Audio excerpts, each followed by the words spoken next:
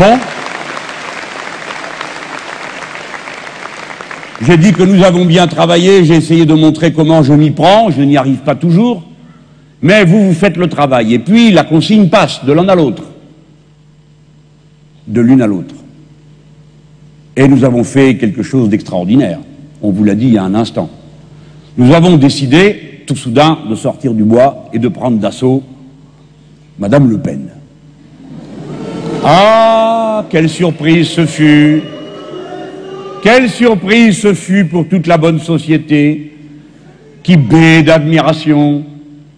N'ai-je pas lu dans un journal quelqu'un qui faisait un portrait quasi amoureux dire « on la croyait antisémite, elle est seulement anti-arabe ». Je me dis, il va bien y avoir quelque part une astérisque pour marquer « la rédaction ne veut rien avoir avec ça ». Non, pas du tout. Pas du tout. Comme si c'était une idée en quelque sorte banale.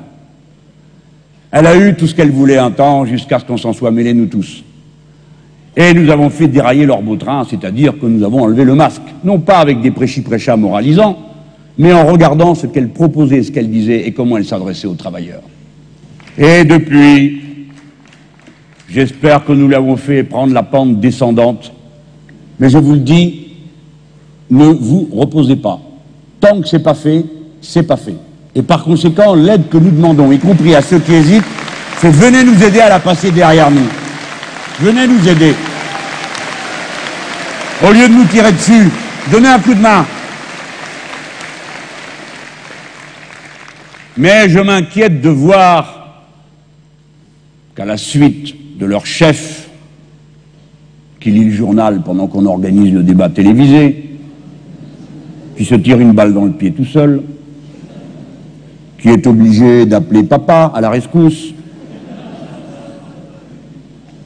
Je m'inquiète de voir que cette impuissance donne lieu à cette nervosité agressive.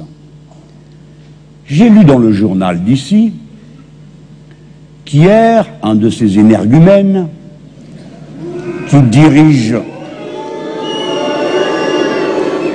un responsable départemental, un ivrogne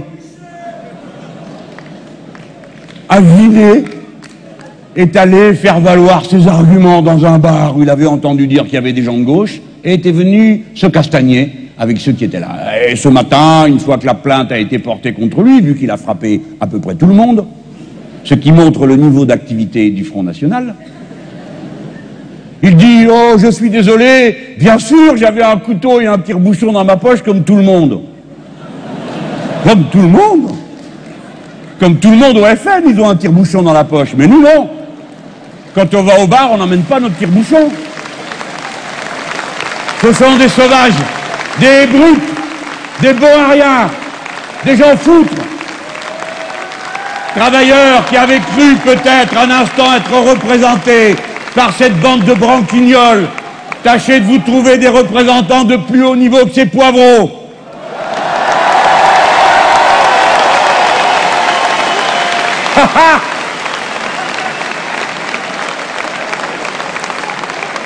Et il y en a d'autres à qui je vais adresser un message.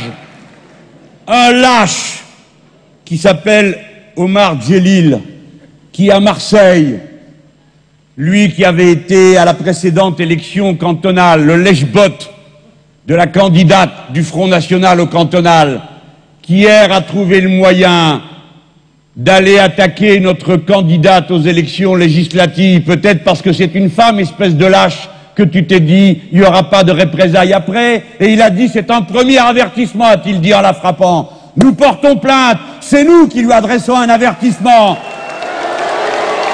Je compte que la police nationale et la justice ne permettent pas que ce genre de mœurs se répandent. Oui, c'est un voyou, car ce sont tous des voyous.